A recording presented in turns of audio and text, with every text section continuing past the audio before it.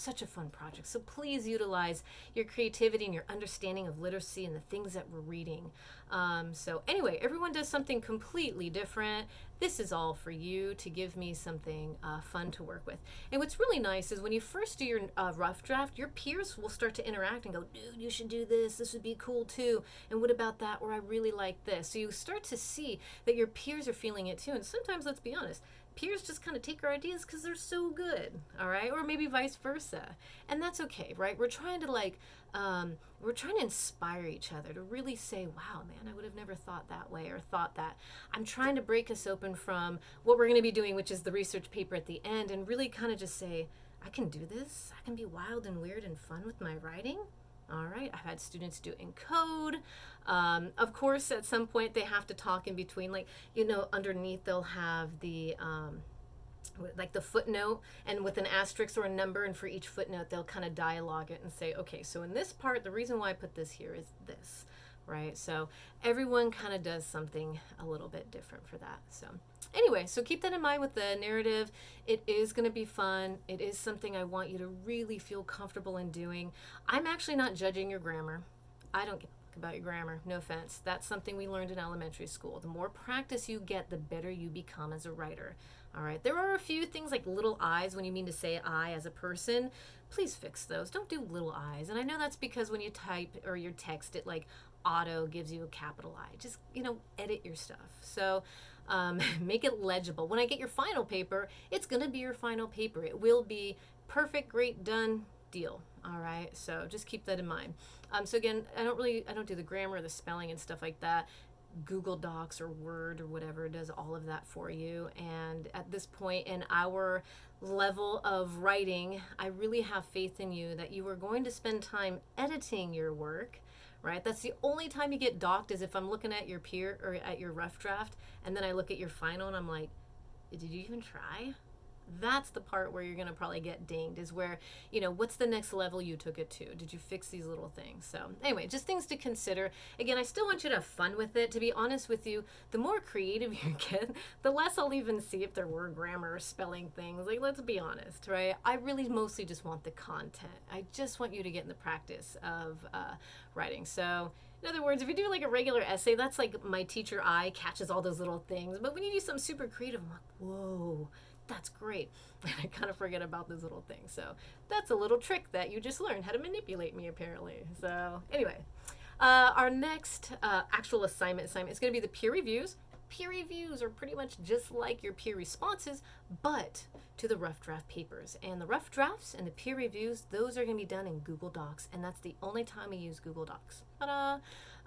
Though you can use Google Docs for anything you want, and I'll talk about that when I give you the little how-to when it comes to labeling a Google Doc. Anyway, so with the peer reviews, it's going to be constructive dialogue. I will have an entire list and walkthrough of what I expect with that. And it's just common sense things. I don't want you to check the spelling, and I don't want you to check the grammar. When said peer that you're reviewing rewrites their paper and starts to work with it, they're going to catch that already. They're going to reread it and go, ugh, that was embarrassing. Can't believe I made that mistake. And they'll fix it, okay? That being said, when you do your final paper, reread your paper a couple times, hand it to a friend, do something to kind of get it to the next level. Even as, multiple masters and writing a paper, I cannot edit my own stuff. Like, I can't. I don't know why my brain doesn't see it.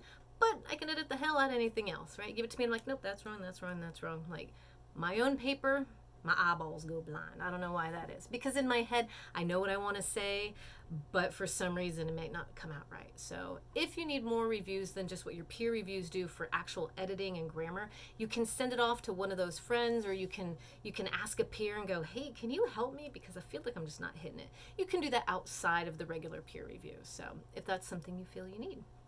All right, so peer reviews, done and done. Source summaries, you will have 2 of them. Source summary number 1 is going to have 3 sources, all of which are scholarly journals. All right, and I'm going to walk you through how to do what a source summary is in another video. Okay, so we're not there yet, but the idea is I am very, very, very particular about how a source summary is done. This is one of those times where I'm all, nope, it has to be this way. Why do you think that is? One, you don't cite your source correct. It's plagiarism. Plagiarism is theft. You get kicked out of school. We're trying to avoid that. Two, it's pretty lame of you to take someone's information and not really cite where you got it from because, said doctors and whoever put a lot of work and effort into the information that you just took for them. Let's give them credit where credit is due. That's why I'm super particular. Also, details matter. Yes, details matter. I took a pause there because I want you to understand that when I say this, these are not just things that we do in school. These are things that are applicable outside. Way too often, we do shit mindlessly. Absolutely. Oh, how many times have we just click, click, click, next, Facebook scroll, click, click, click. Oh yeah, terms and conditions, next. Read some of your terms and conditions next time you click. I'm just saying. All right. So what I'm looking for here is for your take a moment and I need you to step back and see the details of what you're doing. And I'm talking even including the punctuation. Yes, absolutely. And some of you are like, don't worry. I give it to you in such a way that it's sort of impossible to screw up as long as you take a minute and pay attention to the details. That's what I'm looking for in this, okay? Because again, you're taking a source and you're using this to validate a statement or a question you're trying to answer. So why are you doing this? I need you to do something, I want you to take this and do it purposefully, okay? Not mindlessly and just purposeless, I don't know, the title looks like I need it, click, enter, whatever. I don't want that. I really, truly need you to pay attention to, again, the details, the information you're getting, and why are you getting it? So with the source summary, not only are you going to cite the source correctly, I'm going to show you how to do that in the other video, very detailed, so you can't screw it up if you watch the video and read all the stuff, okay? So I give it to you very detailed for a reason. Now, once you cite that source, I want you to explain, you're going to summarize said source. You're going to give me the information what is this source? All right, well, what is this information? And then you're going to tell me why you're using it. Okay, again, purposeful research where you go, oh, that's what this is. I'm researching this question and this is the information I gathered and I'm using this because this is what it's doing for my research. So keep in mind what I'm doing here is helping you write your paper. What?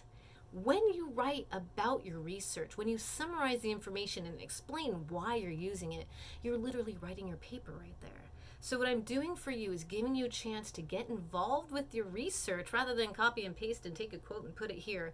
I want you to literally get involved in it. Okay, so that's why I have these assignments. And they're great. I see, because of the source summaries, I see students just holy hell, I wrote 12 pages on this research report and I didn't even realize I did that because they were already involved in doing the work. And this is research. That's research. Research is not one night typing in some things in Google and, cutting and pasting it. Research is something where you delve in, take it, see if you need it, get rid of what you don't, use what you do need. Okay? Anyway, so that's the source summaries. You will have 3 sources each. The first one, again, it's gonna be scholarly journals. The second source summary you do will actually be open to other research avenues, which could be videos, it could be books, it could be articles in websites, that kind of stuff. So obviously you have done research before you've gotten this far, so do consider the source and where you got it, okay? No offense to, mommy blogs or whatever. I'm sorry, I don't need to type. But anyway, so a blog where someone has all these opinions and they don't have any research behind it, those are things I want you to try and avoid. If you see said, blog or whatever has research, just go to the research. Don't take their opinion, go straight to the research and use that. Always go down to the closest you can possibly get to the research itself. There are some people who summarize multiple types of research, so you don't have to go all the way back there. But at the same time, I do want you to try and find the ultimate source, okay? Don't just pull someone's opinion out, okay? Anyway, so there's that. And last but not least, the final paper. Okay, the final paper is actually supposed to be something I really want you to enjoy. Oh, who enjoys research? You guys research all goddamn day. How many times y'all go through TikTok, find the video you like, and then want to go all show your friends? You have to research all over again to freaking find it. You do research. You do research when you're curious and you care enough. So What I ultimately want you to do is find a topic you want to talk about. And so let me kind of like clarify that. I want you to answer a question, and I want you to answer like a real question. I don't want you to research something like, how many teeth does a baleen whale have? Bitch, I can Google that. I don't want to Google your research, your question, and just be like, oh, or like, the example I use here, and I've had students do before, like, oh, is exercise good for you? Well, of course it is, in moderation with a healthy diet. We know the answer to that. Like, don't insult me. Don't insult yourself. And don't insult your peers. Actually find a legitimate question about humanity. All right, humanity. How do we answer some questions that we are working on? Because you never know what answers you're going to find, and you don't know where it's going to lead you. I've had students do stuff on like environment, and it kind of like at first was like, oh, I'm just going to do environment and see what happens, because they didn't really know what they wanted to do, and worked in the restaurant business. And with the research they were doing, we're like, holy shit. The stuff that we're doing in the restaurant business and retail business, how terrible it is for the environment. The amount of water that's wasted, the amount of food that's wasted, like the way in which they bring food in, like it really blew their mind, like, whoa, and completely became conscious of the world around them. And that's my ultimate goal. And if it's something that you're already pretty well versed in, maybe just kind of get past that and do something you would maybe not consider doing. All kinds of topics, homelessness, capitalism, I don't know. There's so many different ones that students come up with that it always blows my mind. So I hate to go do this. But I will, when you give your ideas, we're going to do that where we kind of walk through different ideas with our peers. When you start to come up with these ideas, your first source summary as you start researching is going to help you not only just answer that question, but help you really kind of hone in on something that's really researchable. And to be honest, a lot of these questions might not have answers. Like, how do we handle the homelessness issue in Chico? Like, you can actually have that as a topic. And then you're going to go, wow, this is kind of a rabbit hole. There's a reason why so many questions of humanity are gray. There's no black and white. And that's ultimately, in this class, the ultimate goal in this class is to go, wow, people are individuals, and there's no black and white. Like, we cannot pigeonhole people, whether it's their race or their sexuality or the way they look or the way they act, or whether it's their political views. Like, we cannot say all Democrats are this, or all blondes are this, or whatever. You know what I mean? Like, this is not what we want to do. We want to open up and go, wow, people are individuals. And as you do your research on things in humanity, you're going to really start to see that and see why there's so many unanswered questions, but there are also solutions. So that's my ultimate hope and my ultimate goal in this class, is to wake us up, open our eyes, and kind of see things maybe we never thought to see, maybe we never wanted to see, things we didn't want to talk about, things we didn't want to deal with, and things we didn't want to do. And to be honest, research sometimes we just don't want to do. But if you find the passion and you find the thing and go, dang, this is actually kind of interesting, I want to know more. Like, I didn't know I was going to be such a history buff until I started, prepping for class. I'm all, damn, this and that, holy cow. And then now I start to go, wow, there's a lot more out there that I didn't even realize. Not only did I want to know, but I felt was important to share. So anyway, that was a very long, drawn out rundown of what the assignments are, but I think it's really important that I do that for you, because sometimes just reading it isn't enough, but it is all there. Oh shoot, don't go yet. Don't hit pause, don't leave. Really quick, for that final research paper, I wanted you to know that you do have a couple options, and maybe I'll do another video on this later, but anyway, so your final research paper, you're going to see at the very end of the Canvas thing on the assignments. When you click on it, it gives you final project options. And now here is the part that I really hope inspires you in some way, shape, or form, okay? You have 3 different ways in which you can come up with this research paper. Obviously, you still have to have your paper, 5 to 6 double space, blah, blah, all that stuff. That comes easy because you've done it all semester. So by the time you're done, you're like, wow, it's easy. Is this it?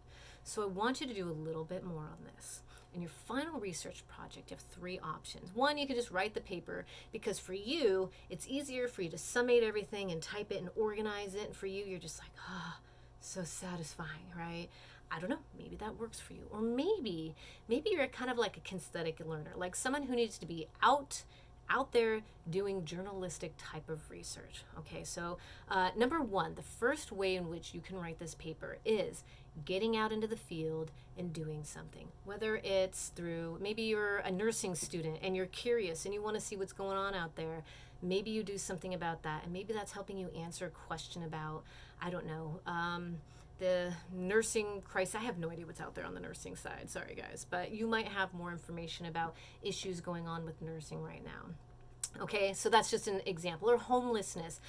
Maybe you go down to the tourist shelter and talk to a few people. Maybe you say, hey, what kind of experience can I get here? Whether, you see the ways in which people are living, the ways in which the tourist shelter is handled, that sort of thing.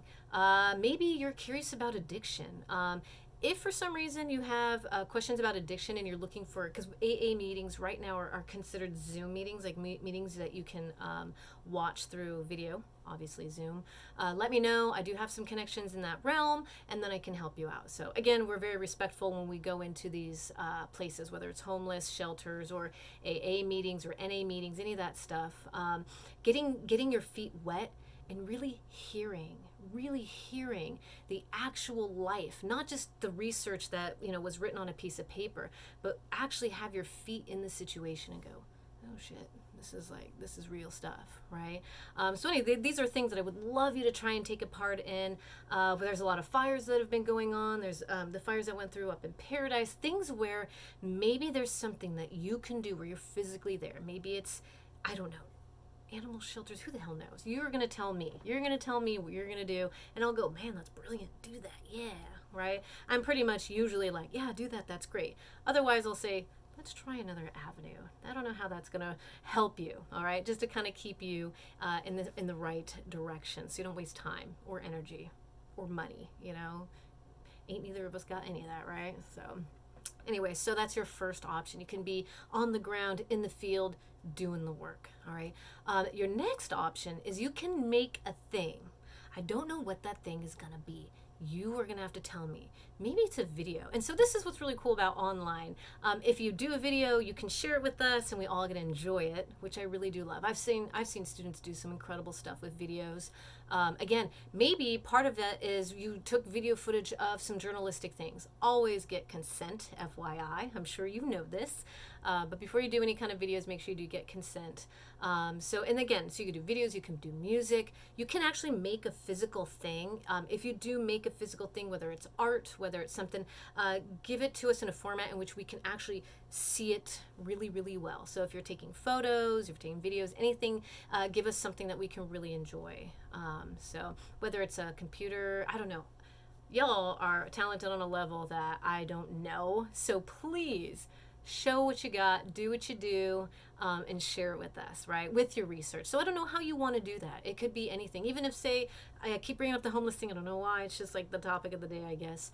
So you did do homelessness and you want to do some photojournalistic type of work. You can do that too. You can draw art. You can, put it in a way. You can write a song about it. Any way in which you want to express what you've seen and what you've heard and what you now understand of this topic that you had such a big question on, okay? And again, you can still do that classic research paper.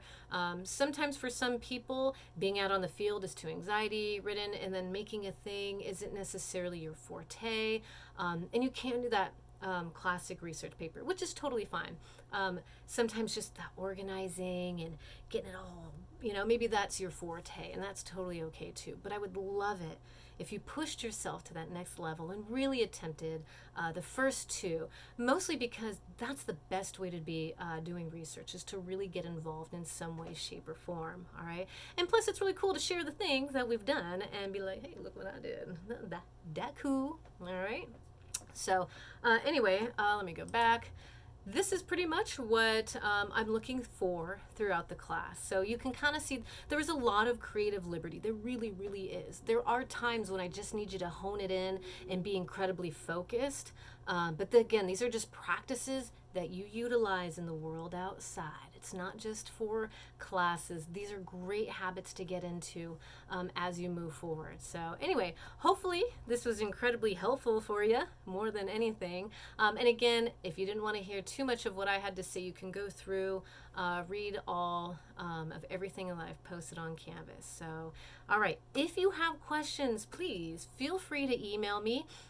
You might have, like me, where you get super stoked, like, oh, can I do this?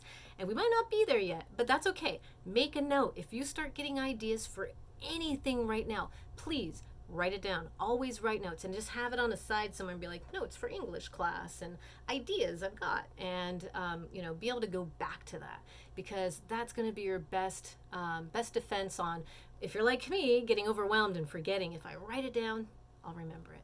Right? Okay. So anyway, class, I'm very excited for the semester. I hope you are too, and I will see you very soon.